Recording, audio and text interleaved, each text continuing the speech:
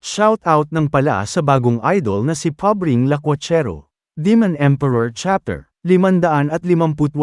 Ang nakaraan. Inihayag ni Master Maitim na Kalbo. Tapos na ang sabungan. Maaari na bumalik ang mga trabahador sa kani-kanilang tirahan.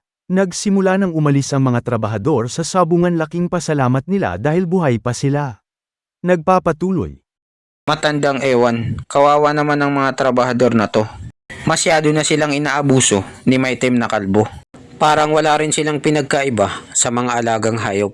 Parang alagang baka, kung saan mo papuntahin, doon din pupunta. Pero at least, hindi sila hayop. Alam nila ang pagkakaiba ng tama sa mali. At mayroon din silang kaunting pag-asa na makaahon sa kahirapan. Ang mga tao ay masyadong makasarili. Palagi silang nagsasarili. At ang puso ng mga taong to ay punong-puno ng kademonyuhan. Kahit gaano pa nila iangat ang sarili nila, hindi pa rin sila magtatagumpay. Matagal na sanang tinanggal ng sekto ang opisina ng trabahador kung wala itong kwenta. Para mapanatili ang opisina ng trabahador, ang sekto ay nagbigay ng konting pag-asa sa mga trabahador. Kailangan lang mag-practice at magsanay ng husto ng mga trabahador para balang araw pwede silang ma-promote bilang isang matanda o di kaya tagapamahala ng sekto. Kaya yan ang dahilan kaya lumalaban pa rin sila sa hamon ng buhay para balang araw maging successful din sila bilang trabahador. At kapag napagtagumpayan nila ito, magiging successful na sila sa buhay. Ang totoo niyan, hindi naman ang sekto ang may problema, kundi sila mismo, ang mga trabahador. Masyado nilang minamalit ang kanilang sarili at hindi nila may labas ang kanilang totoong talento. Nakakulong pa rin sila sa bangungot ng nakaraan. Hindi pa rin sila makamove on. Pero ito rin ang pinakamagandang paraan at lugar para makapag-isip sila ng tama. Sa mundong ito na ating ginagalawan, ang malakas lang at mayaman ang nangingibabaw. Ang pagiging malakas lang at matatag ang tanging paraan para umusbong sa buhay. At para naman sa mga mahihinang nilalang na nagpapakahirap para mabuhay, isa lang ang naghihintay sa kanila. Yun ang kamatayan. Grabe talaga itong si Matandang Ewan. Napakalalim ng kaalaman niya patungkol sa mundo. Ang mundong ginagalawan natin ay masyadong mapanakit at malupit sa tao. Lahat ng mga nabubuhay dito ay baliwala rin. Magiging kasangkapan lang sila ng mga nasa itaas. Katulad dito sa demonyong sekto. At mas doble pa ang bigat ng pagsubok na tatahakin. Ang opisina ng mga trabahador ay parang isang imperno. Para makakuha ng supply ang isang mag-aaral, kailangan niyang pumatay para sa araw-araw na pangangailangan niya. Ito ang lugar kung saan matira ang matibay. Ang opisina ng trabahador ay nawala na ang pagiging makatao dito. Ang natira na lang dito ay mabuhay o mamatay. Pero malaki rin ang pinagkaiba nito sa pamumuhay sa labas. Dito sa loob, wala kang masyadong problema.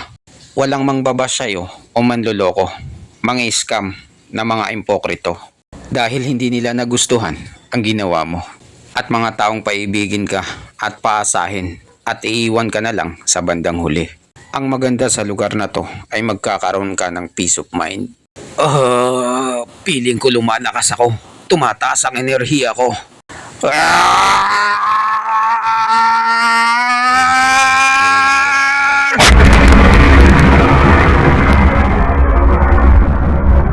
Sa wakas, tumaas na ang antas ko.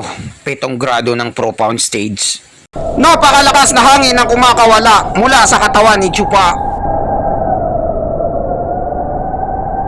Kakatapos lang ng batang ito sa sabungan, pero may nalaman na siyang kakaiba. Yun ang nag-udlot na tulay para tumaas ang lakas niya. Kahit na ang cultivation ng paglakas ay tungkol sa training at practice. Samantala, ang puso mo ay ginagampanan nito kung gaano kataas ang potensyal mo para makamit yun. Ang dalawang bagay na yan ay walang ugnayan. Pero tingnan mo ngayon si Chupa, nagawa niyang pagsamahin ito. Kanina ay nagmamaritisan lang kami, pero ngayon lumakas na siya dahil lang sa chismis. Ito talaga ang patunay na napakalalim ang kaniyang kaalaman patungkol sa agham. Napakalaki ng kaniyang talento, parang Pacific Ocean. Ha? Bakit kaya ako tinitignan ni Matandang Ewan? Siguro inggit siya sa akin dahil lumakas ako. Matandang Ewan, bakit mo ako tinitignan ng ganyan? May gusto ka ba sa akin? Bakla ka ba? Hindi mo kasi may tago sa mukha mo, ang inggit. Masyado ka kasing napaghahalataan. Masaya lang ako para sa'yo. Makita lang kita, Sir Chupa, na makalabas sa sabungan ng buhay. Kumpleto na ang araw ko. Matandang Ewan, ito lang ang masasabi ko sa'yo. Hindi ko lubusang maisip na ang mga materyales sa opisina ng trabahador ay ganun pala ang ginagawa nilang kalakalan para makakuha sa pamamagitan ng pagsasabong. At lalong nakakahanga ka, Matandang Ewan. Paano ka nakakasurvive at nakakaligtas taon-taon? Kakaiba ka talaga, hindi pangkaraniwan ang diskarte mo. Ano naman ang kakaiba dun? Normal lang yun. Basta't marunong kang makisama. May kanya-kanya tayong buhay na ginagampanan. Ang mga malalakas ay may sariling daan na tinatahak. At ang mga mahihina ay may sariling landas din na sinusundan. Nung bata pa ako, wala pa yung mga sabungan at scatter. Ngayon lang yan na uso. Ang ginagawa namin dati ay may dumarating ditong matanda. At kukunin nila ang mga materyales na naipon namin. At dahil din sa pangamba at takot na baka masali ako, pinigilan ko ang aking lakas sa pagtaas nito. Kapag hindi ka nakarehistro sa kanilang mga mata at hindi ka nila napapansin lagi, patuloy pa rin ang mapayapang pamumuhay mo dito sa opisina ng mga trabahador. Yan ang dahilan kaya tumanda ako ng husto dito. Kaya natural lang na ibigay nila sa akin ang posisyon sa pamamahala sa opisina ng trabahador para mailigtas nila ako sa tiyak na kapahamakan. Kung ganon ang sabungan, kailan nagsimula ang pagtatag nito? Teka lang muna, baka may nakakakita sa atin. Chupa, sa'yo ko lang sasabihin to, huwag mong imamaritis sa iba. Ang sabungan ay nagsimula kay may itim na kalbo, Sir Kuy lang. Yan ang una niyang ginawang proyekto. Magmula nung mapunta siya rito sa opisina ng trabahador. Ha, kaya pala. Pero bakit niya naman ginawa yon? Anong rason? Chupa, alam mo ba na ang opisina ng trabahador ay may dalawang klase ng tao? Ang una ay ang mga estudyanteng hindi nakapasa sa exam at itinapon na lang dito sa opisina ng trabahador. Ang kapalaran nila ay maging janitor o di kaya tumaas ang rangko at maging isang matanda ng sekto. Ang pangalawa naman ay ang mga estudyanteng ibinaba rito dahil may kasalanan silang nalabag at kailangan nilang pagdusahan. Sila ay mga uri ng kriminal, mga rapist, nanggahasa, holdupper at snatcher at marami pang iba. Kaunti na lang ang natitirang pag-asa para sa kanila at may malaking tsansa na hindi na sila makaalis sa lugar na to. Pero ang sekto ay may sariling patakaran. Kailangan mong maging famous at maging isang sikat. Sa ganong paraan, malilinis ang pangalan mo. Kung ganon yun pala ang sinasabi nila sa karamihan na napupunta sa opisina ng trabahador. Kailangan nilang maging sikat o di kaya famous. Gumawa ng maraming ingay sa social media. Kahit kriminal ka pa, may pag-asa kang makaalis dito sa opisina ng trabahador. Pero hindi totoo yan kung pagiging sikat lang ang basihan. Gaya nga ng sinabi ko, ang malakas lang ang may pag-asa na makahanap ng paraan para makaalis dito. Katulad na lang ng ginagawa nila sa sabungan. Sumisikat sila gaya ni Atong at nagkakaroon sila ng maraming followers. Paano mo nasabi yan, Matandang Ewan? Alam mo ba ang mga tao dito sa opisina ng trabahador? Alam nila ang mga patakaran at kondisyon. Pero kakaunti lang ang nakakagawa nito at nakakaalis. Kaya ang karamihan dito ay pangkaraniwan lang. Mga mahihinang nila lang. Namumuhay sila dito ng gaya sa akin. Pinipigilan din nilang tumaas ang kanilang lakas para hindi sila mapansin ng mga matatanda. at gawin silang utos-utusan na parang hayop sa anuman gustuin nila. Yan ang dahilan kaya ang sekto, kaunti lang ang ibinibigay na pondo at materyales sa opisina ng trabahador. Wala kasi silang nakikitang malakas at talentado dito na pwedeng panggastusan. Pero ngayon, mayroon ng sabungan na pwedeng pagkakitaan para magkaroon ng mga materyales. Ang mga tao dito ay gusto pang mamuhay ng matagal. At yung mga tumatagal ay nagiging malakas. At nagpo-practice pa sila ng todo. Sa kalaunan, gumanda na ang kalidad ng mga materyales. At ang mga matatanda ng sekto ay nagustuhan nila ito. Kapag nasa loob ka na ng sabungan, nagkakaroon ka ng ilusyon na parang adik na mamamatay tao. At ang pakiramdam mo ay ikaw ang may hawak ng iyong buhay at nagtatakda ng iyong kapalaran. Ang mga namatay sa sabungan ay kinuha ang kanilang mga materyales at naging pataba sa mga halaman. Samantala, yung mga nabuhay ay nananatili pa rin sila bilang trabahador at hindi sila pwedeng pakialaman o kunin ng mga matatanda. Ang pagiging malakas ang nagbibigay sa iyo ng buhay para tumagal sa mundong ito. Samantala ang kahinaan ay siyang magbibigay sa iyo ng iyong kapahamakan. Lalong-lalo na nung dumating dito si Willing na makapal ang muka. Dinagdagan niya ang mga patakaran at lalo pa itong humirap. Ang mga bone tempering stage ay hindi na kailangan sumali sa sabungan. Naka-reserve lang sila kung sakaling magkaubusan ng materyales. Lalo pa nilang pinaganda ito ng husto para magkaroon ng standard. Ang opisina ng trabahador at humakot pa ito ng kasikatan sa buong sekto. Silang dalawa ay may pag-asang makabalik sa loob ng sekto dahil sa mga nagawa nilang maganda sa opisina ng trabahador. Sila ang nagpasikat ng sabungan. Ang ginawa ng dalawang to ay gumamit sila ng utak.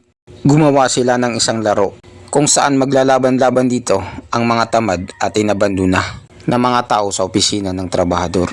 Magpapatayan sila na parang robot para magising ang natatago nilang diwa para mabuhay.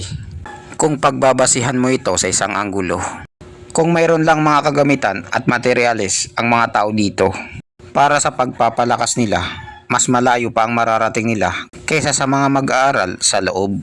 Kung ganun, ito pala ang ibig sabihin ng pagtapon sa akin dito ni si Huyo. Ang gusto niya ay magpasikat ako. At ang pinakauna ay kailangan kong sumikat sa buong sekto. Kailangan ko ng maraming followers para makilala ako. Chupa, anong sinabi mo? Ano yung binubulong mo sa sarili mo? Wala lang to, matandang ewan. Kinakausap ko lang ang sarili ko. Iniisip ko kasi yung dalawang matalino na yun. Sayang sila. Hindi napapakinabangan ang talento nila. Dahil itinapon lang sila dito sa opisina ng trabahador. Sayang ang pagka-stuck nila dito. Malayo na sanang narating nila sa buhay kung nasa loob lang sila ng sekto. Tama ka sa sinabi mo, Chupa. Sayang talaga ang dalawang batang yun. Matalino pa naman. Siya nga pala, matandang ewan. Ano bang mga naging kasalanan nila? At bakit sila itinapon dito? Siguro mabigat ang naging kasalanan nila. Nagnakaw o di kaya nang-scam sa Lazada. Pwede rin nating sabihin na nangabit sa may asawa. Matandang ewan, tingnan mo, parang may manananggal sa bubong oh. Bilog pa naman ang buwan ngayon. Oo, tama ka, Chupa. Manananggal nga siguro yan. Naghahanap siguro ng mabibiktima na buntis para sipsipin ng sanggol. Si UR lang pala, napagkamalan pang manananggal. Nagsasayaw siya sa bubong ng bahay kubo sa kalagitnaan ng gabi. Bilog pa ang buwan. Ha? Sino kaya itong dalawang bastos na to? Pinapanood nila ako habang nagtitiktok. Wow naman, napakagandang sayaw. Miss UR, Batang Blondie. Parang napakaliit lang ng mundo. Nagkita na naman tayo. Ito talaga yung sinasabi nilang tadhana. Kumusta ka na? Nako, siya na naman. Napakasama talaga ng araw ko. Sa dinami-dami ng makakakita sa akin, bakit siya pa? Nagpapakute na naman siya sa akin. Hindi naman siya cute. Puro siya papansin. Sinabi ko na sa kanya na hindi ko siya type. Ang gusto ko sa lalaki ay yung macho na nag-gym at may Lamborghini. Miss UR, Batang Blondie, hindi ko inaasahan to. Binibisita mo ba ako rito? O baka naman naparusahan ka na rin? Kaya ka na pa rito? Manahimik ka, buisit ka. Kanina maganda ang araw ko, pero ngayon masama na. Anong sinabi mong naparusahan? Ikaw ang naparusahan dahil sa pangboboso mo. Nakaka-high blood ka talaga, Chupa, sa tuwing nakikita kita. Ha ha ha! Tama, ako palang naparusahan. Kaya nandito ako sa opisina ng trabahador. Huwag ka nang magalit, nababawasan ng ganda mo. Alam mo ba na ikaw ang pinakamagandang babae sa buong sekto? Sus! Bolero, hindi mo ko maloloko, Chupa. Alam ko ng mga ganyang galawan. Lumang tugtugin na yan. Mukha mo pa lang, halatang halata na isa kang babaero. Huwag ako, Chupa. Alam ko ang karakas mo. Ano kaya ang mangyayari sa love story ni Chupa at Batang Blandy? May pag-asa pa kaya ang pag-ibig ni Chupa kay Batang Blandy? Abangan sa susunod na kabanata. At dito nagtatapos ang chapter 558. Maraming salamat po sa panunood nyo. Mag-subscribe para laging updated sa buhay ni Chupa.